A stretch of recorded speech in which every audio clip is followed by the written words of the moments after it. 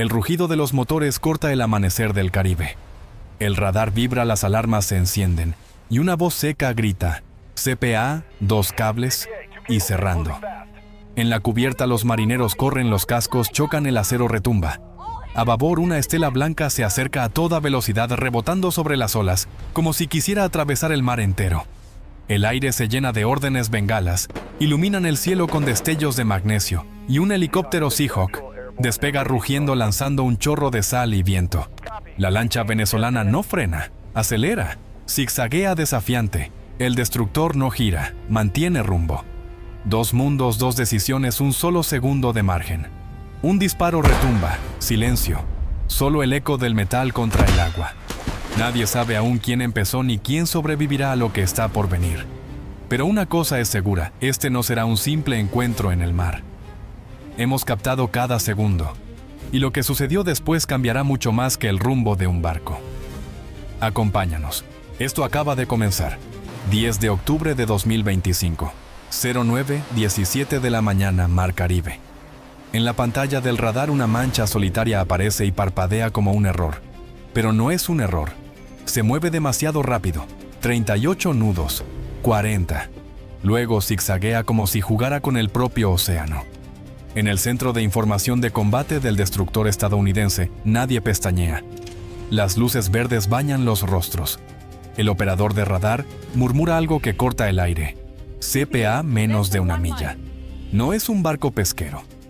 Los pesqueros no vuelan sobre el agua ni apagan sus transpondedores como si estuvieran robando algo del catálogo de James Bond. La firma térmica es pequeña, casi diminuta, pero su actitud grita lo contrario, descaro puro. Afuera, el mar está en calma, pero dentro del SIC la tensión se podría cortar con el filo de una cuchilla.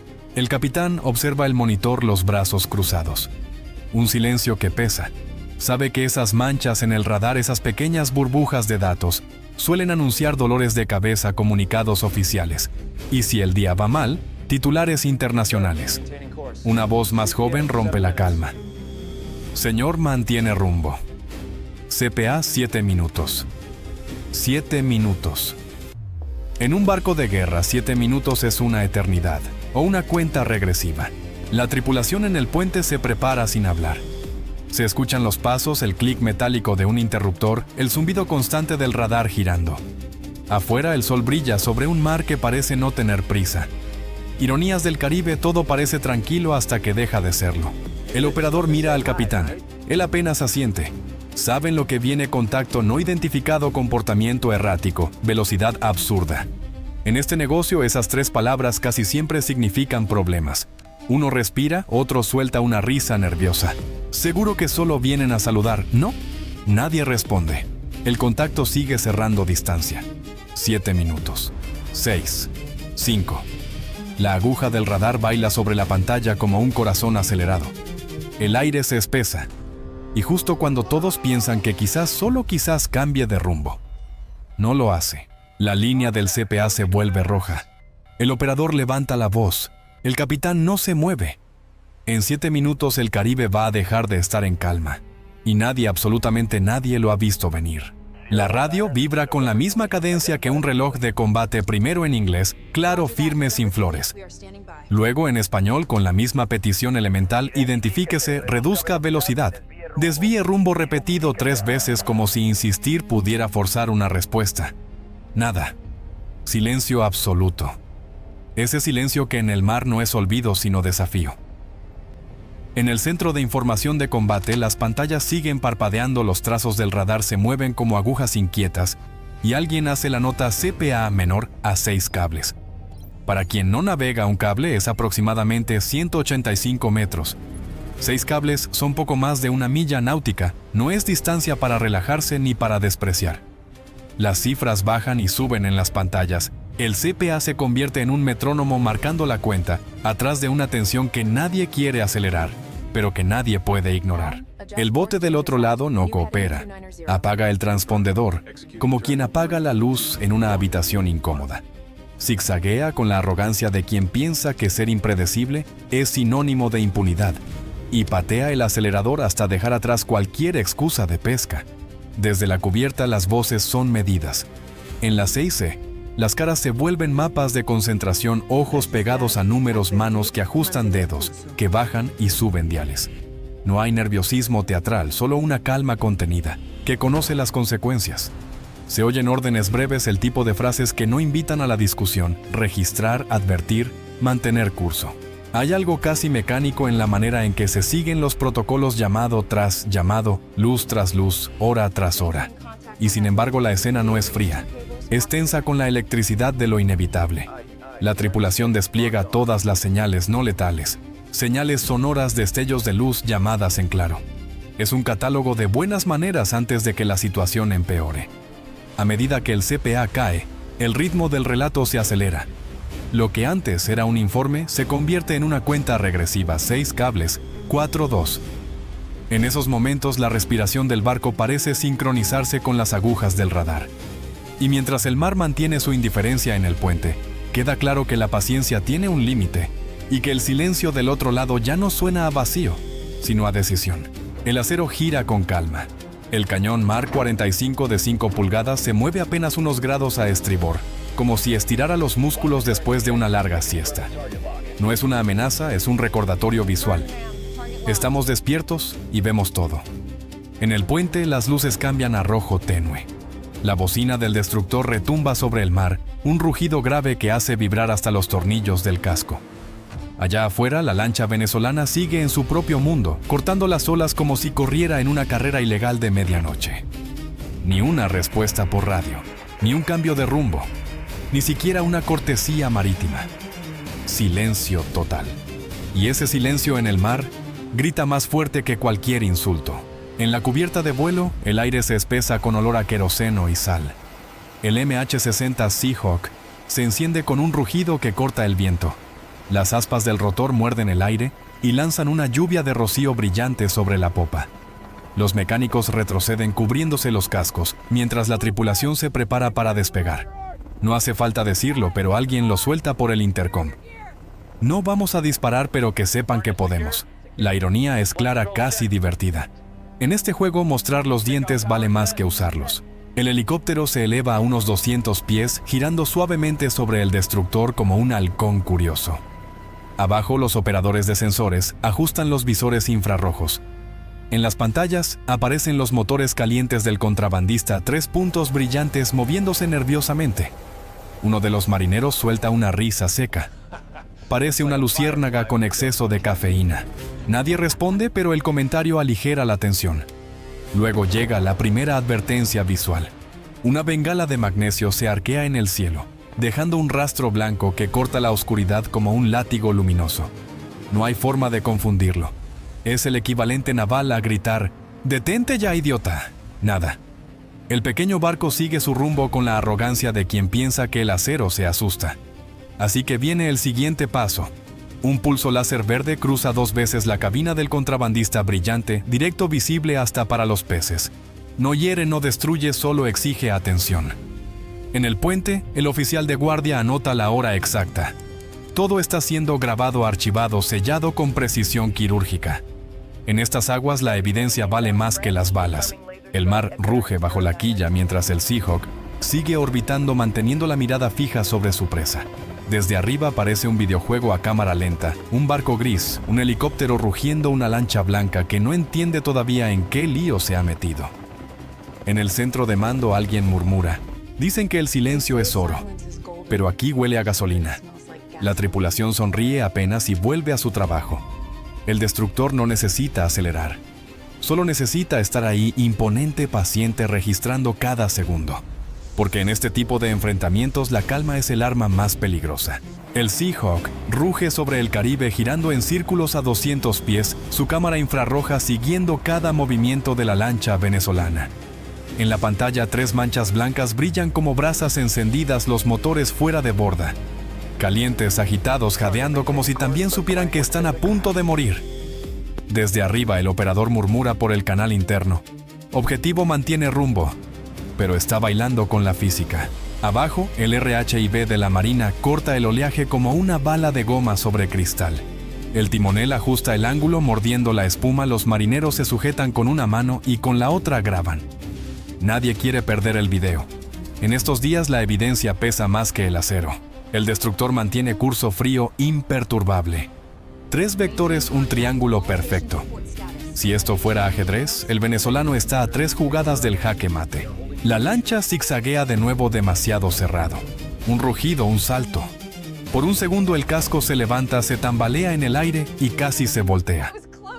Desde el centro de mando alguien suelta una carcajada nerviosa. Eso estuvo cerca. Casi se autoarrestan. Pero nadie se relaja. El mar no perdona los errores y a 40 nudos, un error es mortal. El Seahawk desciende un poco más, el rotor lanza un torbellino de rocío. El piloto mantiene el láser verde encendido, cruzando el parabrisas del contrabandista como un dedo señalando: te vemos. Y ellos lo ven. La lancha responde acelerando más, una nube blanca tras la popa.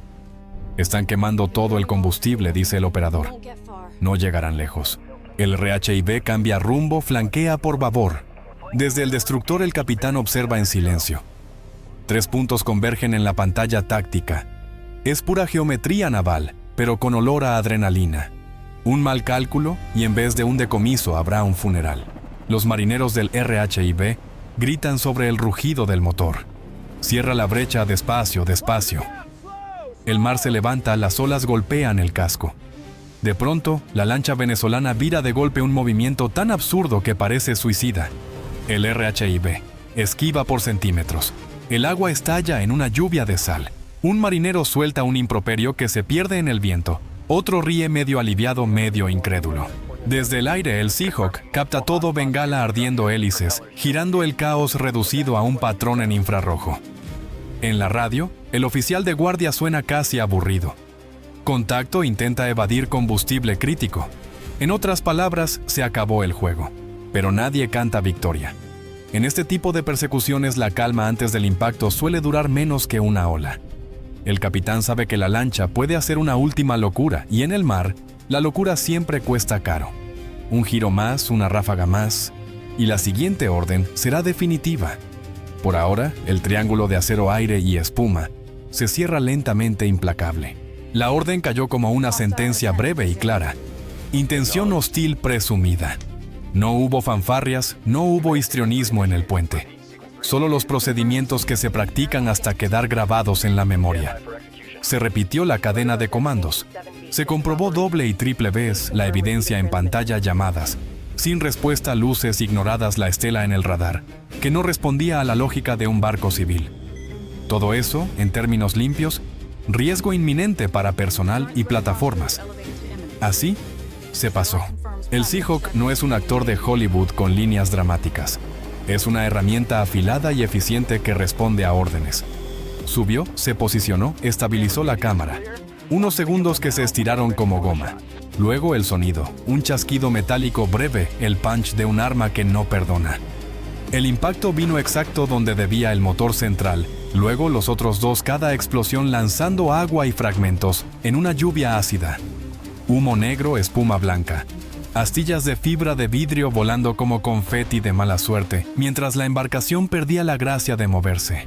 En la cubierta del destructor, nadie celebró. Hubo un silencio denso y mecánico, como si el barco contuviera la respiración. Algunos miraron las pantallas, otros tomaron notas. Alguien volvió a verificar el registro de comunicaciones. Todo quedó sellado, grabaciones con sello de tiempo, vídeo de flujo continuo, posiciones del radar. Todo para después, para el tribunal de la opinión pública y para quienes redactan declaraciones oficiales. Nadie dijo bien hecho en voz alta. En su lugar el lenguaje fue técnico y preciso, casi ritual: preservar evidencia, notificar cadena de mando, documentar cada segundo. Las fuentes consultadas después confirman bajas a bordo de la lancha. No es un detalle que se pronuncie con alegría. Se enuncia con precisión sombría. Afuera las olas siguieron su oficio indiferente, barriendo restos y manteniendo la indiferencia del mar. Adentro la nave continuó con su rutina operativa: asegurar la escena, dar prioridad a la evidencia, preparar la notificación a instancias superiores. No hay dramatismo superfluo, solo el cumplimiento de protocolos en los minutos que siguen a una decisión que cambia todo. Y sí, alguien comentó en voz baja con una ironía fría: la velocidad no siempre salva, a veces simplemente apresura el destino. Risa corta, tensión intacta. Luego trabajo, documentar, proteger, esperar instrucciones. Las imágenes y los registros serían analizados minuciosamente por equipos multidisciplinares internacionales durante días, sin pausa. Las noticias no tardaron en llenar las pantallas. Reuters y Associated Press publicaron los primeros reportes mientras el destructor seguía su rumbo como si nada, registrando cada segundo con la paciencia de quien sabe que el mejor testigo es un disco duro. Según fuentes oficiales, Washington confirmó que la interdicción se ajustó a la legalidad vigente. Palabras mesuradas, sellos de tiempo y la inevitable frase que calma a unos e incendian a otros, acción legítima. No es un titular para encender antorchas, pero sí suficiente para poner la maquinaria diplomática en movimiento. En la sala de mando, los registros son la moneda fuerte. Los hails repetidos, la repetición en inglés y en español, las alarmas que se activaron y las bengalas que cruzaron el aire figuran en los logs con su hora exacta. El video del Seahawk lleva estampado el tiempo como si cada fotograma quisiera jurar en un tribunal. Según los registros, dice un oficial con la voz que evita la estridencia, se emitieron advertencias claras y no hubo respuesta. Esa es la frase que enmarca todo: advertencias, pruebas y una cadena documental que en teoría convierte un acto de guerra en una operación de aplicación de la ley. Curioso cómo cambian las palabras y con ellas la geografía del bien y del mal. Mientras tanto, Caracas prepara su narración. La televisión estatal escoge imágenes, amplifica tragedia y usa un lenguaje donde agresión y asesinato quedan mucho mejor que interdicción. En la otra esquina, Washington presenta un expediente forense, comunicaciones no respondidas, maniobras peligrosas y el archivo de video que, si se presenta con calma, habla más alto que cualquier eslogan. Los relatos se cruzan como misiles mediáticos. Ambos bandos esperan que la opinión pública haga la tarea de juez. Hay un riesgo evidente. La evidencia técnica puede convencer a algunos y enfurecer a otros. Las imágenes no son neutrales, se eligen. Los ángulos se cortan, las pausas, y la política se alimenta de lo que quede fuera de cuadro. Aún así, en la lógica naval, lo que importa es la hoja de registro: tiempos, advertencias, respuestas. Y en esa hoja, por ahora, el destructor tiene la mejor excusa imaginable: documentación. ¿Convencerá al mundo entero? Probablemente no. Servirá para sostener la narrativa oficial en los tribunales y en los pasillos del poder. Eso depende, como siempre, de quién cuente la historia y de qué partes decida enfatizar. Semanas antes de aquel 3 de octubre, el Caribe ya hervía. No era una sorpresa caída del cielo. En realidad, todo había empezado mucho antes al sur de Puerto Rico. Aviones de patrulla de la Marina estadounidense detectaron una flotilla de lanchas rápidas venezolanas jugando al gato y al ratón con los radares. Según reportes, cuando los equipos de interdicción intentaron acercarse, los contrabandistas respondieron no con manos arriba, sino con ráfagas de fuego. 11 muertos después, Washington lo llamó Operación Antinarcóticos. Caracas, por supuesto, lo bautizó de otra manera: asesinato imperialista. Dos palabras que suenan mucho más útiles en los noticieros estatales. Y como si eso no bastara, días más tarde, un par de cazas venezolanos Su-30 decidió pasar sobre un destructor americano. No a una distancia segura, claro que no. A 500 pies del mástil, tan cerca que el operador de radar podría haber contado los remaches del fuselaje. Un gesto amistoso, sin duda, el tipo de cortesía aérea que hace subir el pulso en el puente y el rating en televisión. Después vinieron las señales más sutiles. Satélites estadounidenses empezaron a captar movimientos en la costa norte de Venezuela, nuevas posiciones de radar, búnkeres reforzados, patrulleras, saliendo de los muelles a horas poco cristianas. Nada oficialmente hostil, pero todo sospechosamente coordinado. Es como ver a alguien no preparar una fiesta mientras compra 100 sillas y apaga las luces. En los pasillos de inteligencia se decía que Caracas estaba subiendo el tono. Washington, por su parte, no se quedó cruzado de brazos. Los F-35 aparecieron en el radar, volando discretamente cerca del espacio aéreo venezolano, como recordatorio amistoso de quién manda en el vecindario. Oficialmente nadie confirmó nada, pero los analistas sabían aquello era un mensaje. Todo apuntaba a lo mismo: la Marina ya esperaba un nuevo choque.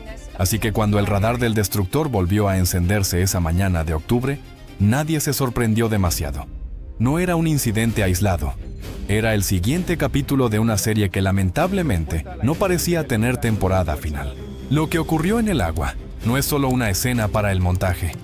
Es una pieza en un tablero mucho más grande. Y lo que vemos en cámara es la punta de un iceberg con cuentas bancarias y lanchas detrás. Durante semanas, los patrones se repiten lanchas rápidas que no solo buscan evadir la ley, sino mantener rutas logísticas que alimentan una economía subterránea. No digo que todo esté rubricado en un contrato con firma y sello, pero hay indicios suficientes pagos, combustible, equipamiento de navegación de calidad militar, para hablar de una red que funciona como una pequeña infraestructura. Y cuando digo infraestructura me refiero a carreteras invisibles, depósitos y soportes en tierra que no desaparecen por arte de magia cuando se hunde una embarcación. Esas conexiones, aunque en muchos casos sean presuntas, cambian la lectura del incidente. Ya no es solo un enfrentamiento contra traficantes, es un golpe a un sistema que sostiene actividades ilícitas y en algunos tramos coexiste con estructuras estatales o actores que se benefician de la ambigüedad. Esa ambigüedad es justamente la palanca política. Para Washington, la narrativa es simple y directa: enforcement, evidencia y legalidad. Si puedes mostrar grabaciones con sello de tiempo, warnings previos y una cadena de decisiones bajo reglas de enfrentamiento, entonces lo presentado se vuelve intervención legítima y no una provocación. Para Caracas, la historia se cuenta diferente y con menos subtítulos: soberanía amenazada, agresión y víctimas que deben ser martirizadas en los noticieros nacionales. En ese choque de relatos, la verdad no siempre importa tanto como la construcción del relato. Y ahí está el riesgo: cada acción que valida a un lado fortalece su relato y adelgaza la posibilidad de diálogo. El peligro real es la escalada inadvertida. Un destructor que aplica fuerza contra una lancha puede ser legal, pero no vive en un vacío mediático ni geopolítico. Responde y provoca respuestas. Más interceptaciones, más incidentes aéreos, más movilización costera, todo.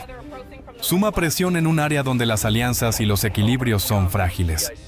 La región caribeña puede convertirse en un teatro donde la fatiga política, los errores de cálculo y el nacionalismo enardecido empujan hacia conflictos de mayor escala.